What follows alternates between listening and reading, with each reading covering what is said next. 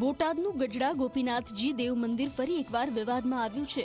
મંદિરના ઉતારા વિભાગના 5મા માળે રૂમ નંબર 509માંથી પોલીસે જુગાર રમતા 8 વ્યક્તિઓને રંગે હાથ ઝડપી લીધા।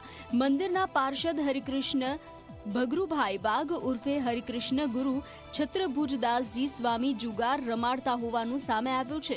પોલીસે તમામ લોકો વિરુદ્ધ ગુનો નોંધી અને તપાસ હાથ ધરી છે। જોકે આ જુગારધામ પકડવા મુદ્દે દેવ પક્ષ અને આચાર્ય પક્ષે આક્ષેપ પ્રતિ આક્ષેપ કર્યા છે, જેને લઈ મંદિરનું રાજકારણ ગરમાયું છે।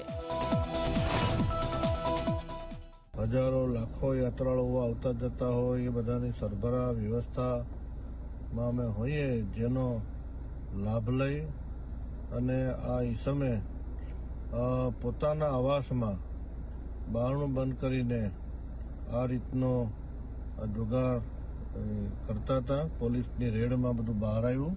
આ તો પોતાને છટકવા માટે અને આચાર્ય મહારાજશ્રી છે અને અમને પક્ષને હલકા પાડવા માટેની વાત છે। બાકી ઇલેક્શનથી આરંભીને અત્યાર સુધીમાં જેટલી બી ઘટનાઓ બની છે, બધી ઘટનાઓની ડિબેટ જાહેર ચોકમાં કરવા માટે અમે તૈયાર છીએ। સ્વામિનારાયણ ભગવાનનો જો એ સાધુ કહેવાતો હોય તો આ ડિબેટમાં આવી જાય મારી સામે।